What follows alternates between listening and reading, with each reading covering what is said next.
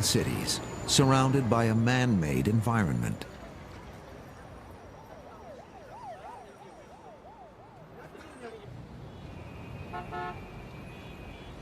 But modern civilization rests on the shoulders of a far more ancient time. A time that speaks to us only through weather-beaten ruins and legends handed down from generation to generation.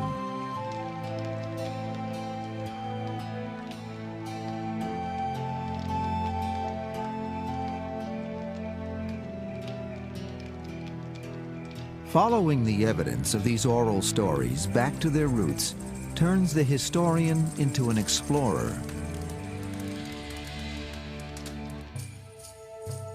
This is the Four Corners region of the American Southwest, given that name by the white man because 4 states meet here: Arizona, Utah, Colorado, and New Mexico.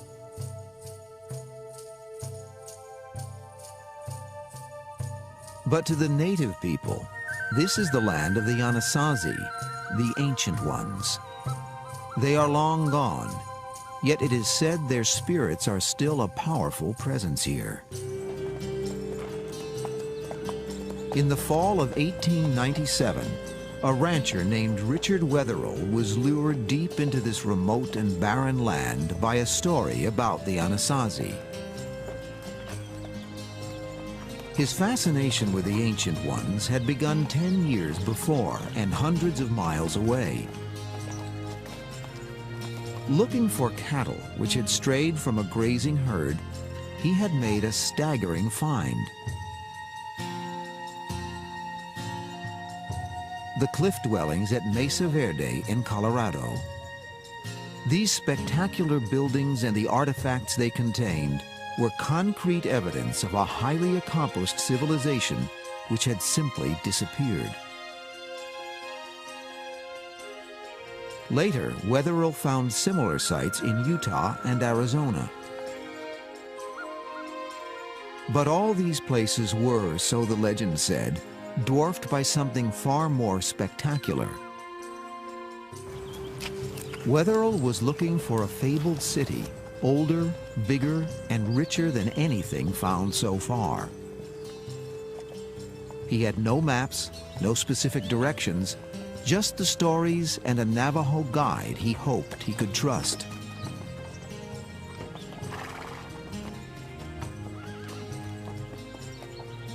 The deeper they traveled into the desert, the more challenging their quest became. How could this dry and empty land ever have supported anything more than small roaming groups? Sometimes belief is rewarded. On an autumn afternoon in October 1897, Wetherill and his guide entered a deep canyon and stepped into the past. They had discovered an ancient hidden world.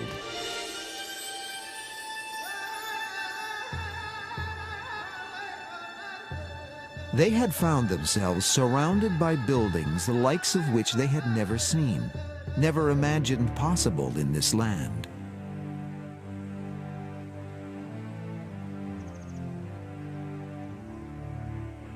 Freestanding buildings, some as tall as 5 stories. One building alone, which became known as Pueblo Bonito, contained more than 650 rooms.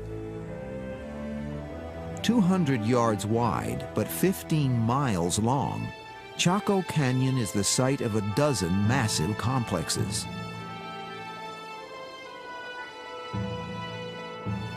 They include over 300 enormous, perfectly round pits. What was their purpose? Walls are covered with mysterious paintings, carvings, signs, and symbols. What do they mean? What extraordinary stories do they tell? Nothing found before or after in all of North America equals or even rivals Chaco.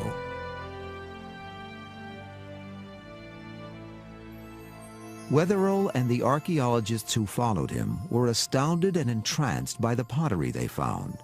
the weapons, the tools, the jewelry, artifacts of every kind. They are abundant, and they are works of art. The Chacoan people clearly created one of the great cultures of the ancient Americas. They had a diverse society, many specializations such as pottery and basket weaving, ritual specialists.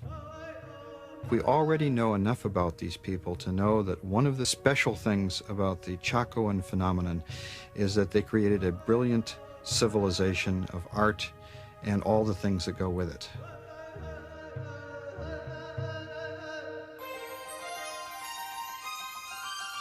The Anasazi were fascinated by the heavens. They were sophisticated watchers of the sky. Many believe these 1,000-year-old markings record a spectacular astronomical event, a supernova. A supernova is an exploding star way out in the galaxy, but for a month or two, that single star can outshine the other 200 billion stars of the galaxy. And there's evidence from Chinese and Japanese records that on July 4th, 1054, a spectacular new star appeared.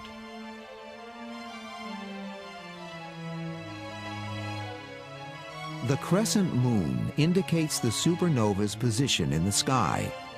The handprint marks it as a sacred site. What was the religious significance of the sky for these ancient people?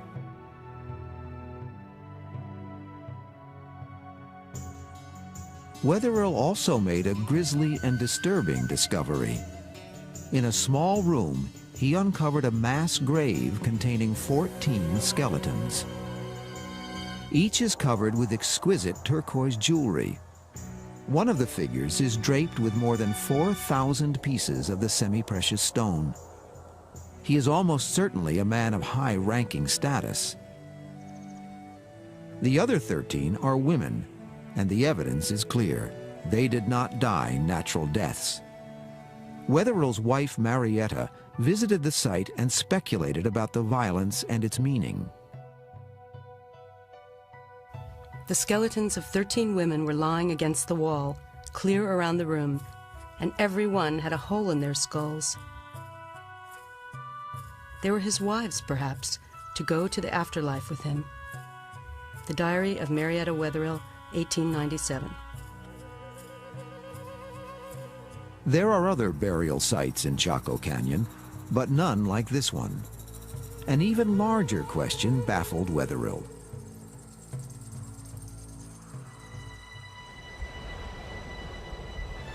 20 million years ago, Chaco Canyon lay beneath a great inland sea. But when the water receded, only a dry and desolate desert remained. Mesopotamia, Egypt, a number of others, China, all of those are complex societies founded in a very arid region. But the key to those places is they have major river systems. We just don't have the water here. Water is critical. Without a great body of water to support it, how had this civilization flourished? Why did the ancient ones build here at all?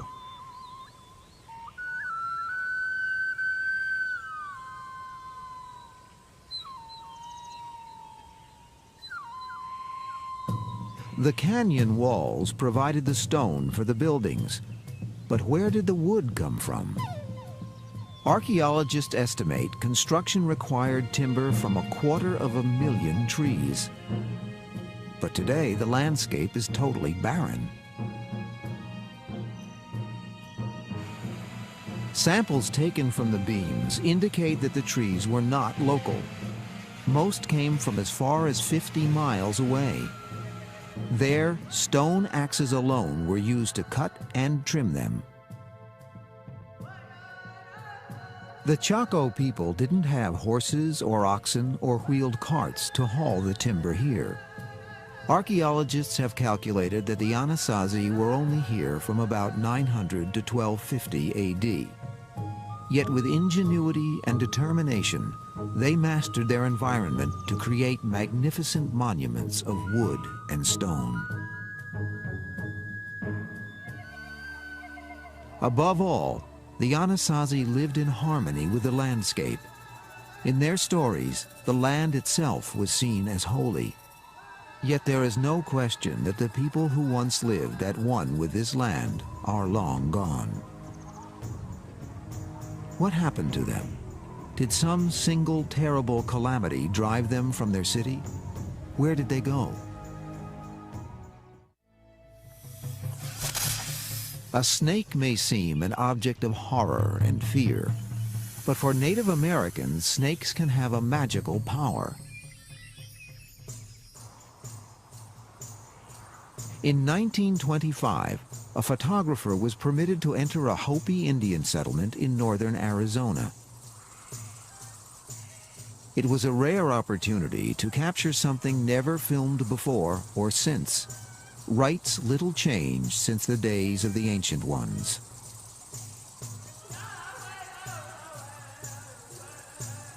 The dancers carry venomous snakes, which could easily twist and strike with deadly effect. While dancing with the snakes in their mouths, the Hopi affirm their oneness with nature and the earth. One line of dancers represent antelope, whose galloping feet produce a sound like thunder when a herd races across the land. But the clouds must be induced to release their rain. Because snakes spend their lives so close to the earth, they and they alone have the power to draw down the rain.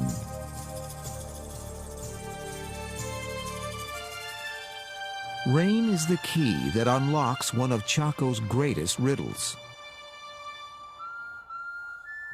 The Anasazi were a wandering people, nomads who lived off the land. Then 1,000 years ago, they stopped wandering and began building here in this parched and barren land. Why? The puzzle was solved by a new scientific technique, dendrochronology, the study of the tree rings in the timber used at Chaco. They provided a startling revelation. About 1,000 years ago, the weather changed. An era of record rains began.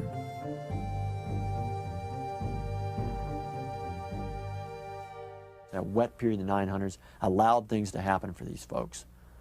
And it could have been, given the psyche of human populations, maybe it was wet enough, and maybe for the first time they saw surpluses that they had never imagined before.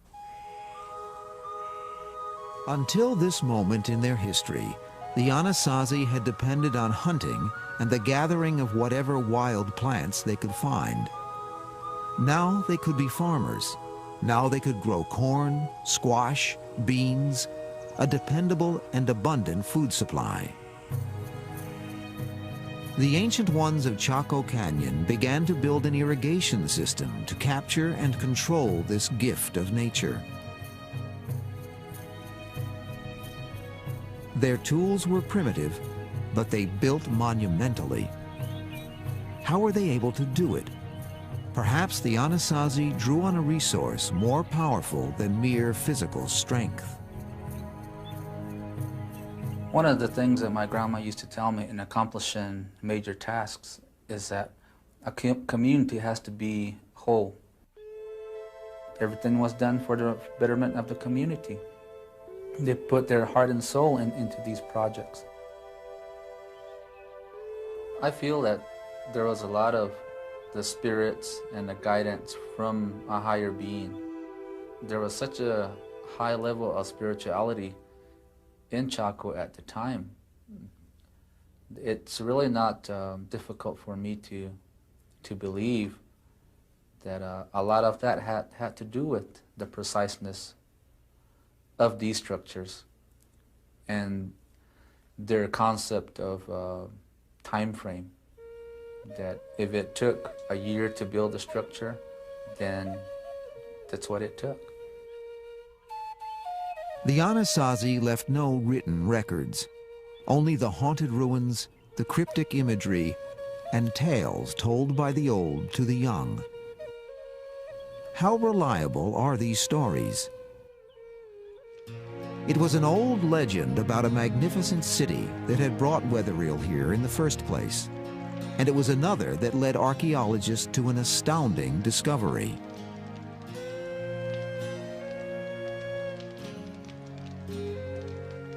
It was said that the ancient ones had an immense road system.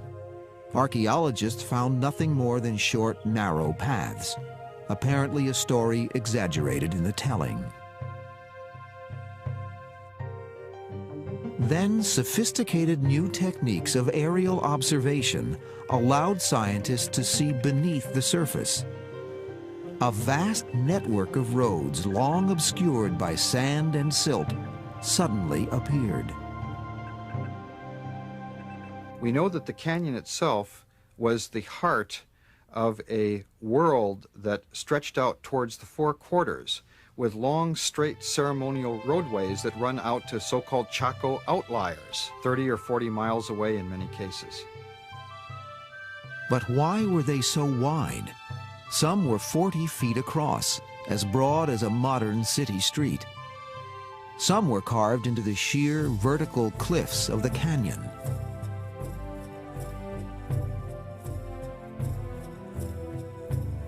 As excavations proceeded, archaeologists began to wonder what kind of city they had uncovered. With so many structures, why were so few bodies buried here? Only about 700 skeletons have been discovered, most of them inside the smaller houses.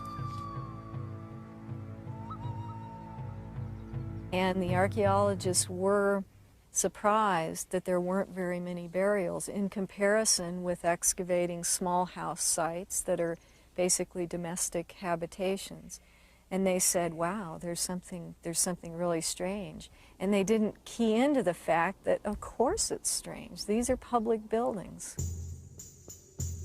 If we were to excavate a library or a post office or a courthouse in our society, we wouldn't find very many human remains. Other evidence as to the true identity of these buildings may lie buried just outside the canyon. Covering just over 2 acres, Pueblo Alto is smaller than Pueblo Bonito, but it has yielded new insight into the real purpose of the so-called great houses. As often happens at archaeological sites, the trash heap proved to be a valuable record. Covering close to 1/4 of an acre, it represents 100 years' worth of refuse. More than 200,000 pieces of pottery have been found in the mound. Smaller shards indicate that there once may have been as many as 1 million pottery pieces. The vast number of pots far exceeds the needs of the estimated population. What could this mean? The answer was suggested by the fact that the trash was not deposited evenly. The layers are of different thickness. There's probably some kind of ritual thing happening there at Chaco where people come together maybe once a year or something like that. They have ceremonies or some kind of event there, and then the stuff they bring with them they throw away or leave there, maybe intentionally broken and left in the trash midden. We may never know what really took place here. But many scholars believe that it was a spiritual center, where worship and ritual were the dominant activities. For the Anasazi, religion and nature were inextricably intertwined. The earth and the sky were held in reverence. The sun itself is important. We call it Father. We call the moon Father as well. We call Earth Mother, and they're like the parents of the people that occupy Chaco Canyon. When people move around a lot, as these people originally did, and are nomads, they look at the nighttime sky. It's the one consistent element of their world as they move. But when people settle down, as these people did, now you can watch the daytime sky, and you understand very quickly that cycle of the sun. which creates for you a yearly arena in which to play out your life, so that you can predict when to plant, you can predict when the light is going to almost leave the world and when it's going to return, so that you know everything is unfolding as it's supposed to.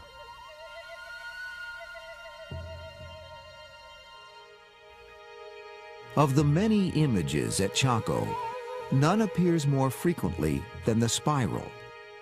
Some are tightly coiled, others loosely drawn, but all seem to be essential elements of a profound system giving spiritual meaning to the physical world.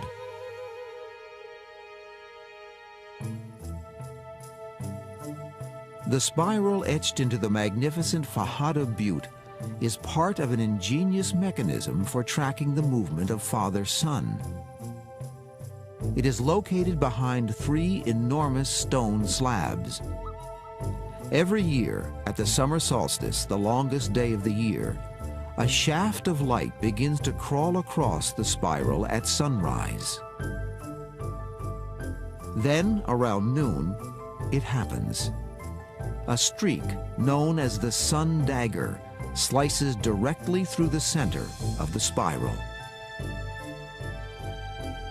A central event of Anasazi life, the full ascendancy of Father-Son, has been marked. The calendar is secure.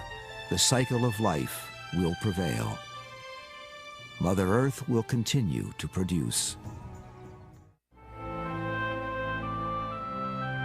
In this place, haunted by the remains of a vanished past, the enormous subterranean chambers called kivas may seem ominous and threatening.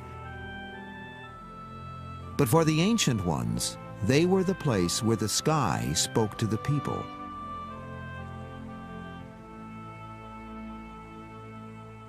In Anasazi architecture, at Chaco Canyon, for example, many of the great kivas particularly reflect their knowledge of astronomy.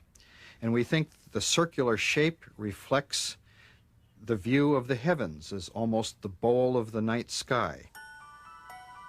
We also think that certain windows existed to let the sunlight in the mornings and in the evenings and shine on the wall and produce a kind of a dance or pattern that they can interpret and monitor the annual cycle. Of all the kivas, the one called Casa Rinconada is the largest and most elaborate. It is also the most intact.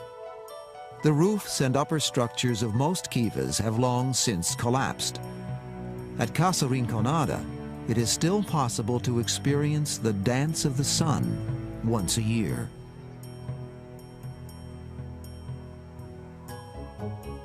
Here at sunrise on that longest day, June 21st, a magical moment occurs. It is an event that has played out on these silent stones for nearly 1,000 years. The dawn light pierces the kiva through a small window at the top, painting a golden rectangle on the wall opposite. Slowly, the shaft of light crawls along the stony face to illuminate one niche that receives no light at any other time of the year. You can imagine the darkened interior of this enclosed underground kiva, like a great silo, and the priests and other people waiting in the darkness for the dawn and the light of the midsummer sun shining through the window and illumining a niche that probably contains some image I think we'll never know what it was.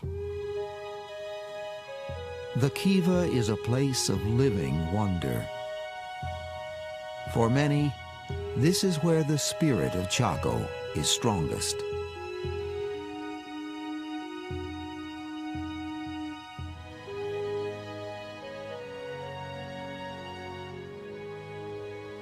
For 250 years, a civilization flourished here.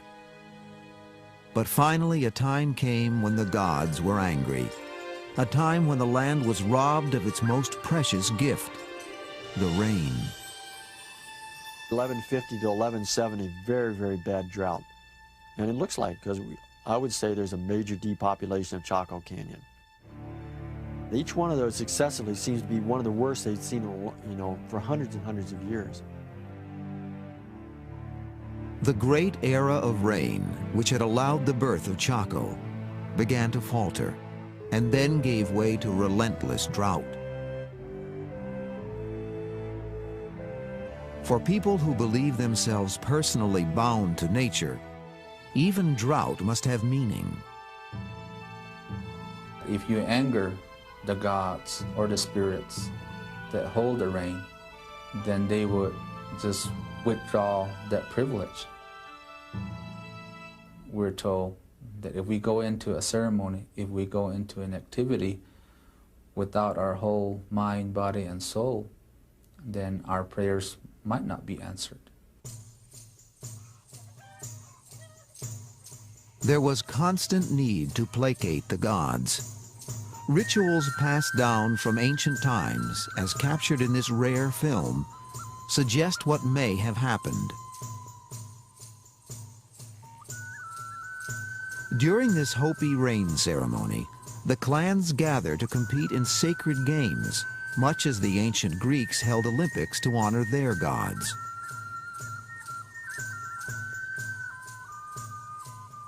Members of the Snake and Antelope clans race barefoot across the desert and up the mesa. When they finish the grueling race, the runners are rewarded with a jar of water.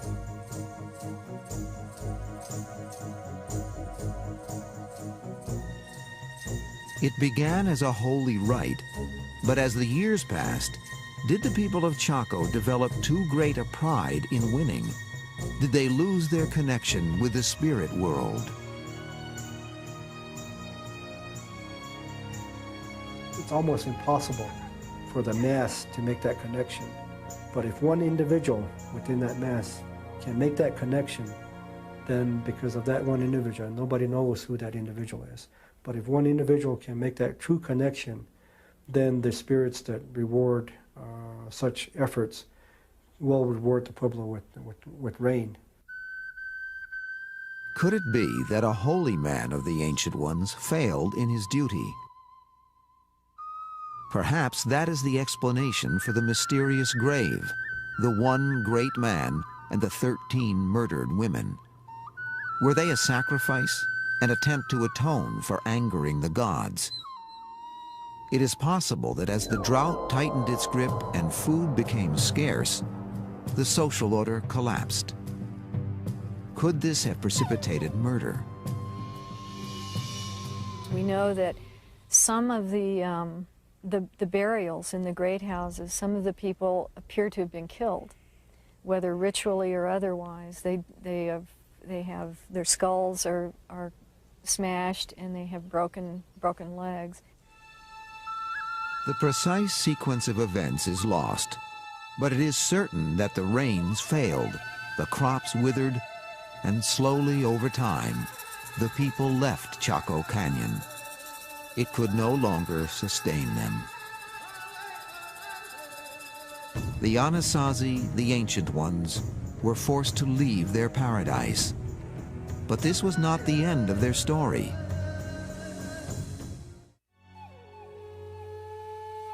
To many Native Americans who live near Chaco, pictures on the canyon walls called anthropomorphs are records of the distant past. They are believed to document the beginnings of the Anasazi, who originated underground. I've had Pueblo peoples tell me that when they see the anthropomorphs, for instance, they'll occasionally say, well, that's when we had tails. That's when we lived in the earlier worlds, and we were of a different form then. To the religious of all faiths and cultures, humans and gods communicate, and events have a meaning far richer than mechanical cause and effect. Perhaps the gods always intended that the people leave Chaco.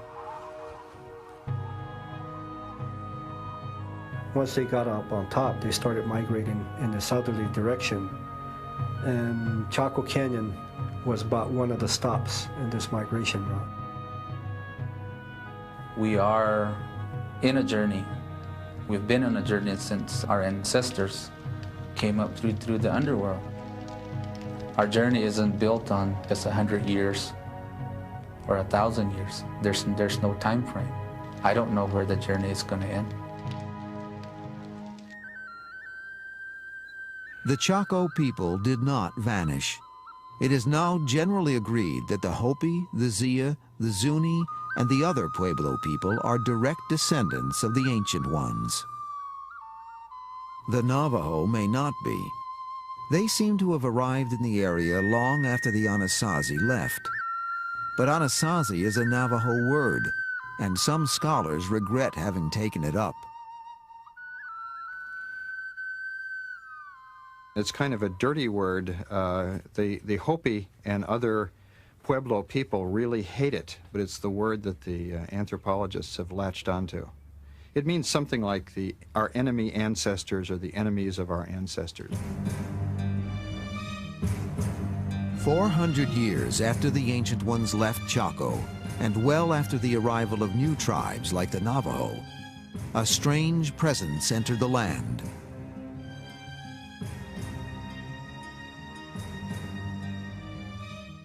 Pale men with beards riding large beasts never seen before. They were to prove very dangerous, far worse than intertribal rivalry or even cataclysmic drought. It was in 1540 that the first Europeans appeared. Ironically, they were drawn to the area by a legend of 7 fabulous cities filled with gold. Was it Chaco Canyon they had heard of? By a tragic twist, had the city of the Ancient Ones brought these destroyers. Treasure drew them, but also a burning zeal to save souls. The Indians were to be rescued from their pagan ways, by force, if necessary.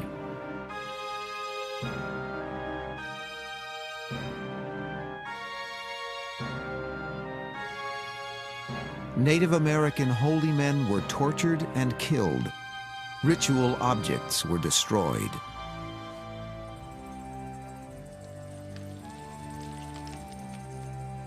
Native Americans were enslaved to build missions and to do other work for the white men. And there was worse, for the Europeans brought disease from their world. The Native Americans had no immunity against the scourge of smallpox and other epidemics. Plagues ravaged them, almost wiping them out.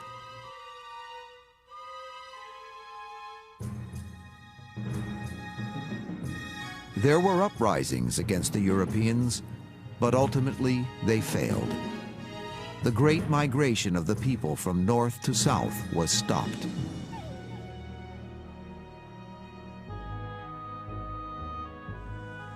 Among the oddest and most destructive of the ideas brought by the white man was that land could be owned, that men could make claims on Mother Earth.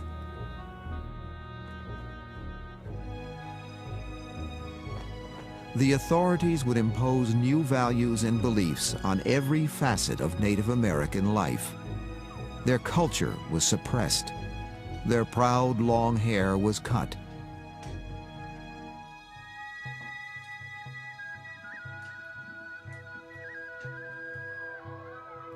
It seemed as though the old ways would be lost, ties broken with the Ancient Ones.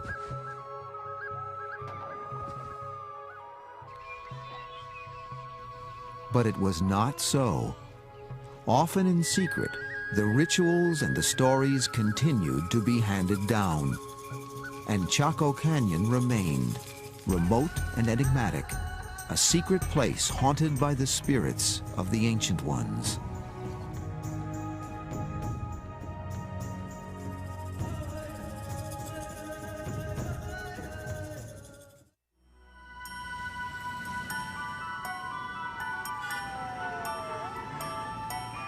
We live now by the clock.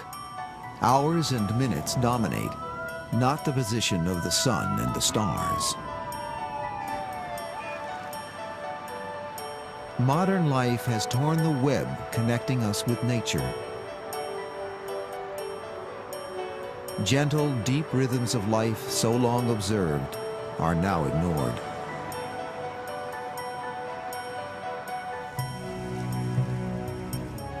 But Native American tradition has always maintained the connection with nature. If you're going to go hunting, you have hunting spirits. If you're dancing for rain, you have spirits that assist you in making those things happen. If you're going to compose a song, it's not something that you as an individual were able to compose. It's the spirits giving you the ideas to be able to compose the song. For the descendants of the Anasazi, Chaco Canyon is a place where that timeless connection with nature endures. For modern scientists, on the other hand, Chaco Canyon remains an intriguing detective story. Why were its roads 40 feet wide? How was the timber from 250,000 trees brought here by people lacking horses or oxen or carts? What is the meaning of the sacrifice of the 13 women? Why is there so much evidence of violence in what otherwise seems to have been a peaceful world? The search for answers to these and other historical puzzles requires the digging up of graves and other sacred sites. But for many Native Americans, this is sacrilege. We go to those locations. We ask permission to be there on site. We ask for forgiveness of those people that have gone before us and have excavated the site. Then we ask the spirits to continue to be the givers of good and to be the givers of life. This spot may have significance that's beyond our understanding. It might have had to do with one group of people comes here and something good happens to them, and then this place retains a value that's beyond what it does. The value doesn't preserve in the dirt, you might say. We can't dig it up and say, oh, they're here because of this. Should Chaco be treated as an archaeological site or a place of living worship? How much disturbance is tolerable? Where should the line be drawn? I feel that it's disrespectful to just allow anybody to enter Casa Rinconada at any time. And only in the right frame of mind are people supposed to answer. Entering a kiva is significant to journeying back to the underworld where we originated. And that in itself is an activity that we don't hold lightly. The people believe they were born deep inside the earth. In time, they came to the surface, took human form, and began their great historic migration to the south. They paused at Chaco Canyon, built a great civilization, and then moved on. Modern life and modern rules block the way, but for those with faith, the journey will resume. Who knows, maybe another 1,000 years, there isn't going to be an Albuquerque or a Rio Rancho. And at that point in time, we'll be able to continue our journey. One day, the remnants of the modern age will be the last evidence of a vanished civilization, one that will challenge the archaeologists of the future to take their own journey in search of history.